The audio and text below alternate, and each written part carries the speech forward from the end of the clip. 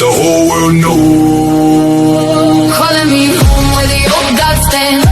Through the storm and the blood red sand. The sky falls down and the rivers run slow. Hear my name in the winter snow. Like steel in the hand when the long ships sail. Cold in the lungs when the night winds wail. Came from the frost where the brave don't fail. Every star. Bersama saya Syafwan Engineering. Okey. Hari ini saya berada di Bangi, Desa Sentosa. Saya ada job sikit dekat sini. So hari ini saya akan buat box. Kita akan letak box dekat sini untuk sambungan panel solar punya. Okey.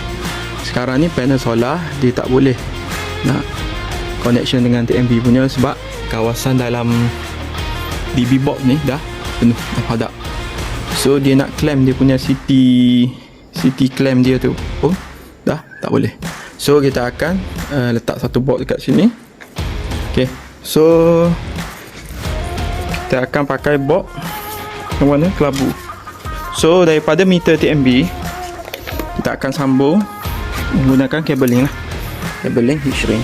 So saiz kabel adalah 25mm. Supply daripada meter adalah 3 pasar. So ni dia punya DB box untuk solar punya. Okay, so kita akan sambung. Kita akan tunjuklah progress kita dekat bahagian dalam. Untuk kerja-kerja kita hari ni okay, first kali kabel daripada meter ni kita akan sambung. Incoming daripada meter ni kita akan sambung untuk live, red phase, yellow phase dan blue phase sekali dengan neutral ni, neutral. Okay, daripada sini kita akan bawa ke box bawah dulu. Maksudnya kita akan guna terminal block dekat situ. Daripada terminal block tu juga yang sama kita akan naik balik untuk ke sini, incoming main switch. Okay, so untuk kabel solar ni, kabel solar dia akan turun nanti masuk dalam box kita yang nanti tu, yang kita akan pasang nanti dekat terminal block situ. So dia boleh connect direct dengan TMB punya. So untuk dia clamp tu, dia punya city clamp tu tak dapat buat sebab terlalu sempit ruang. So kita akan ubahlah kedudukan nanti. Alhamdulillah kita dah siap tebuk untuk box ni. So untuk laluan kabel nanti kita akan tebuk dekat bahagian atas tu, incoming masuk daripada TMB. Untuk outgoing nanti kita akan tebuk di sebelah sini pula. Okay, terbaik. So kita tebuk biar boleh sekali dengan kabel dia terus. Okay, terbaik. Alhamdulillah kita dah siap untuk box ni. Okay, kalau kita tengok dekat sini. Okay, so kita pakai kabel 25mm. So untuk box ni, okay, daripada meter, incoming daripada meter dia akan masuk sini dulu untuk red phase, yellow phase, blue phase dengan neutral.